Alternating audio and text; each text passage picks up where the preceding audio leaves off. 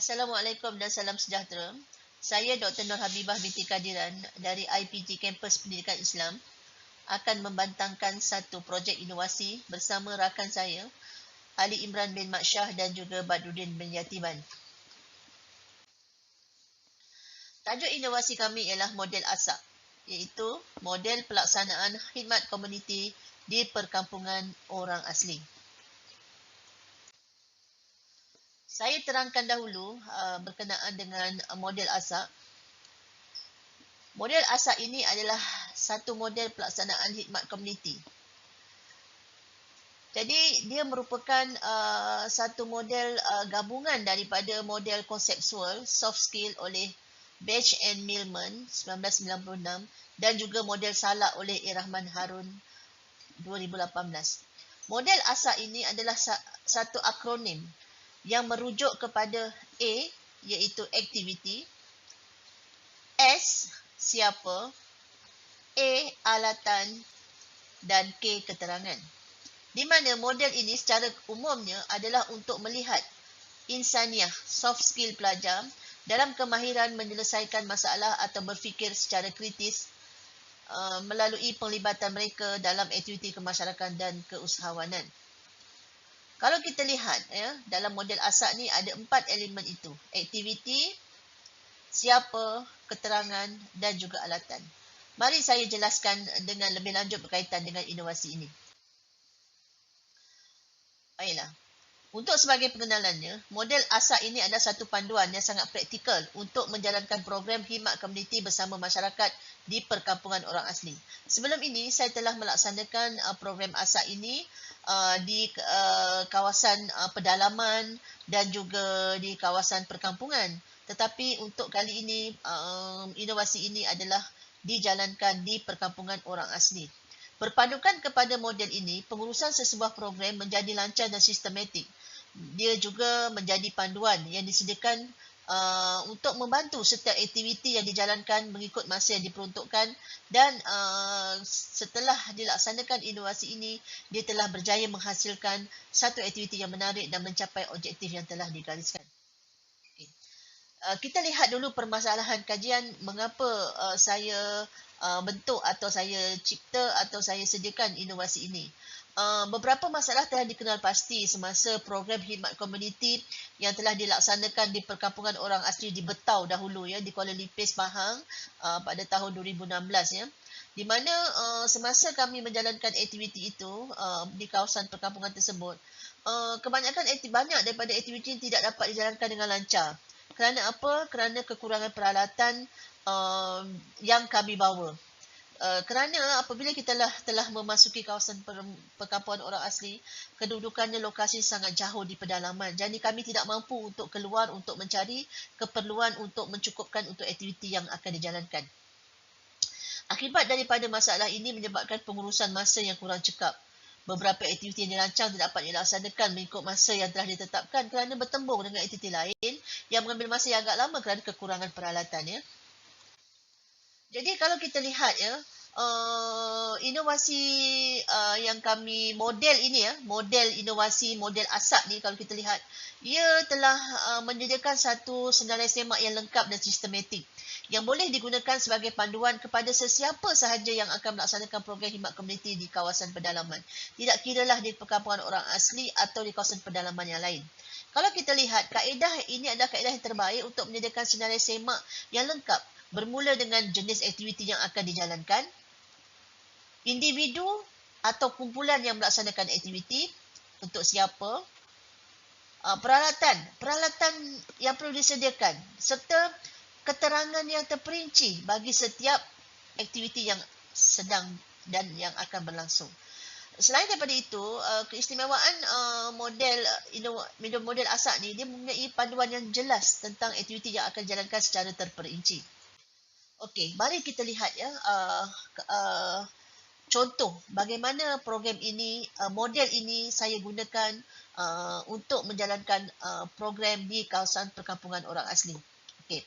Kalau kita lihat yang melalui gambar ini antara program-program yang telah dijalankan. Kami telah cuba ya inovasi ini di perkampungan orang asli dan kami mendapati bahawa model ASAK ini memang sesuai digunakan. Dan sebab apa? Sebab pertamanya dia telah melancarkan segala perjalanan aktiviti yang berlangsung di sana dan kita lihat bahawa sambutan aktiviti pun sangat memberangsangkan kerana kelengkapan yang kita sediakan pun mencukupi dan kita tidak perlu untuk mengambil masa yang lama untuk satu aktiviti kerana kita telah menyediakan peralatan yang lengkap sebelum kita ke sana. Okey, kita lihat ya. Ini adalah contoh ya, ASAK, A-S-A-K. A, aktiviti, S siapa, A, alatan dan K, keterangan. Contohnya saya hendak melaksanakan aktiviti jom solat, amali solat. Ini adalah kita lakukan terhadap warga mualaf di SK Sungai Judah, kampungan orang asli ya, SK Sungai Judah, Pulau Keri. Okey, siapa dia yang kita nak aktivitinya untuk siapa? Untuk saudara baru. Alatan, apa alatan yang perlu semasa aktiviti itu? Telekong 10 pasang, tudung 15 helai. Kita kata okey. Apa keterangannya? K. Keterangannya okey, kita nak buat bimbing cara mengambil wuduk. Okey, niat wuduk. Selesai. Kita nak bimbing cara untuk membaca Al-Fatihah. Selain daripada itu, kita hendak membimbingan cara-cara solat yang betul. Ini adalah K, keterangan. Bermakna lengkaplah ni. Ini yang kita namakan model tadi. ASAK. A, aktiviti, S siapa, A, alatan, K, keterangan. Yang kedua, contoh, kita nak buat aktiviti cintai alam sekitar. Okey, aktiviti itu adalah kita nak buat ziarah ke rumah penduduk kampung dan memberi agihan sumbangan makanan kering. Kita dah tetapkan kita nak buat aktiviti tersebut. Kemudian, siapa yang akan melaksanakan ni? Dan siapa yang akan menerima kunjungan kita? Contoh, siapa yang akan melaksanakan? Kita kata siswa IPG, pelajar kita siswa IPG. Siapa yang terlibat lagi? Yang terlibat ialah saudara baru. Saudara baru ini adalah komuniti tadi. 50 keluarga kita kata. 50 keluarga kita nak beri sumbangan berbentuk makanan kering. Okey. Jadi apa yang kita buat ialah untuk A pula. Alatan. Alatan apa yang kita perlukan untuk kita buat aktiviti ini? Okey, alatannya pertama, kita sediakan tepung, gula, susu, beras, bihun, kopi, teh, baju Milo, baju-baju terpakai. Kemudian, itu alatan kita nak bawa. Maksudnya ialah kita nak bawa alatan ini untuk diberikan kepada penduduk kampung. Okey. Apa keterangannya? Keterangannya, petang itu kita berekreasi sekitar kampung sambil beramah mesra. Itu dia punya keterangannya. Maksudnya kita semua akan pergi buat rekreasi dan kita akan pergi ke rumah mualaf tadi dan kita akan ziarah beramah mesra. Kemudian keterangan lagi, kita ziarah penduduk sambil memberikan sumbangan makanan. Kemudian kita membantu mengemas rumah. Dan terakhirnya kita solat bersama mereka, saudara baru ni.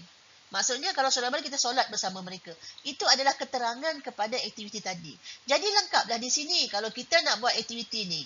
Inilah yang kita nak buat. Ya, kita akan buat, kita akan pergi ke sana. Jadi model ini dia memberi panduan lengkap tu. ASAK. A, aktivitinya ini. S, siapa yang akan terlibat? Siapa yang akan terlibat di situ? A pula alatan. Alatan apa yang kita perlu bawa dan K keterangannya supaya semua ahli peserta yang melaksanakan program itu dapat menjalankannya dengan baik sebab ada panduan yang lengkap. Contohnya lagi, kita kata kita nak buat aktiviti gotong royong di kawasan sekolah. Okey, kita buat aktiviti gotong royong di kawasan sekolah. Apa kita nak buat? Kita nak melukis mural di surau. Melukis heart di pusat komuniti contohnya. Okey. Kemudian siapa yang terlibat tu? Murid sekolah. Murid sekolah itu, sekolah SK Sungai Judah. Kemudian guru dia, PIBG dia dan juga siswa kita, pelajar IPG terlibat. Okey. Apa alatan yang perlu kita bawa? Yang perlu kita sediakan? Cat 3 tong kita kata. Penyapu, parang, cangkul, cat pelakar, langsir sebab kita nak pasang dekat surau. Kita dah tengok dah sebelum ni surau tak ada langsir. kita ada jam digital satu untuk kita letakkan di surau dan juga penyapu. Okey, setelah kita dah siap alatan, keterangan dia pula kita pun lihat apa kita nak buat di situ.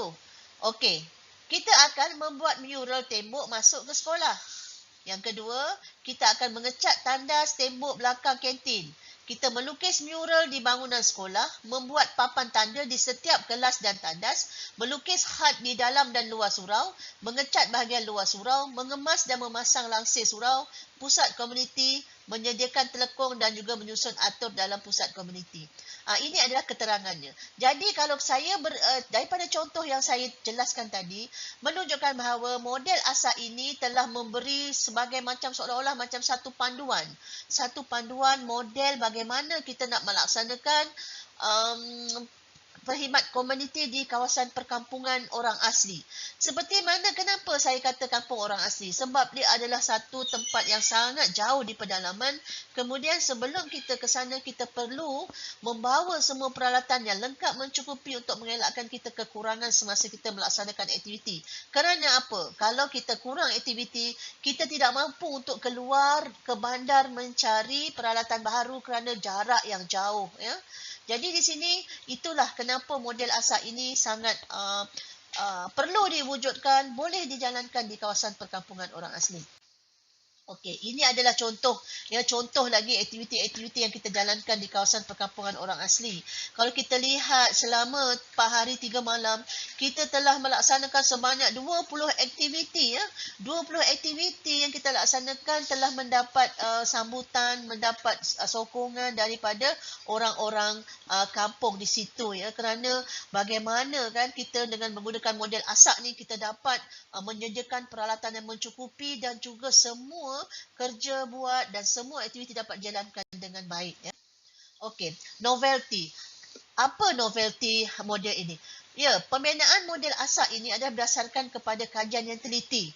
Dan sebelum ini kami telah melaksanakannya di beberapa tempat ya, beberapa tempat selain daripada perkampungan orang asli, dan kita lihat ya inovasi ini sangat berjaya ya, dan inovasi ini juga telah saya patenkan melalui Perbadanan Harta Intelek Malaysia bernombor pendaftaran CRLY 00019756 dan kami telah patenkan dan dia telah diakui sebagai satu model yang terbaik.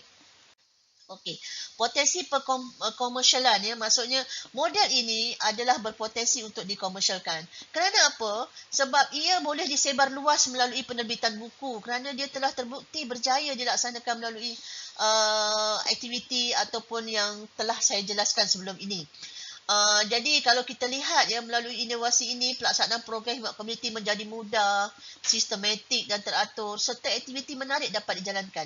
Selain itu, pelaksanaannya lebih cepat, mudah, menjimatkan masa dan kita melihat bagaimana insaniah soft skill pelajar itu dalam menyelesaikan kemahiran masalah atau berfikir secara kritis nampak terbukti dalam pelaksanaan inovasi model asas ini. Saya yakin ya model asas ini dapat membantu ya, semua para guru, boleh membantu pihak sekolah, boleh membantu Kementerian Pendidikan, boleh membantu apa sahaja aktiviti-aktiviti khidmat komuniti bukan sahaja di dalam atau di luar negara. Begitu juga untuk para guru, dia boleh dijadikan sebagai satu model yang boleh digunakan ketika mana mereka melaksanakan program-program bersama dengan murid-murid mereka nanti. Dan saya yakin model asas ini boleh disebarluaskan dan boleh menjadi sebagai satu panduan yang baik kepada sesiapa sahaja yang akan atau ingin melaksanakan program khidmat komuniti di kawasan pedalaman dan juga di kawasan-kawasan lain seperti khidmat komuniti di kawasan banjir, di kawasan bencana, dan ia boleh dijadikan sebagai panduan untuk kita merancang program-program sedemikian. Saya rasa untuk sebagai penutup ya kepada persembahan saya pada kali ini, model ASA ini merupakan satu mekanisme yang dapat membantu pelaksanaan program khidmat komuniti di kawasan pedalaman terutamanya di kawasan perkampungan orang asli. Ya. Dia merupakan satu senarai semak yang lengkap yang boleh menjadi panduan kepada sesiapa sahaja yang ingin menjalankan khidmat komuniti dan melalui model ini pelbagai aktiviti dapat dijalankan dan juga mudah difahami. Ya. Model ASA ini mudah difahami dan kelebihan yang terdapat dalam model ini adalah pelaksanaan aktiviti berjalan lancar dan sistematik serta memberikan impak yang besar kepada semua, bukan sahaja kepada warga pendidik tetapi juga kepada seluruh masyarakat amnya. Jadi saya rasa sekian, terima kasih. Jumpa lagi di lain masa. Assalamualaikum warahmatullahi taala wabarakatuh.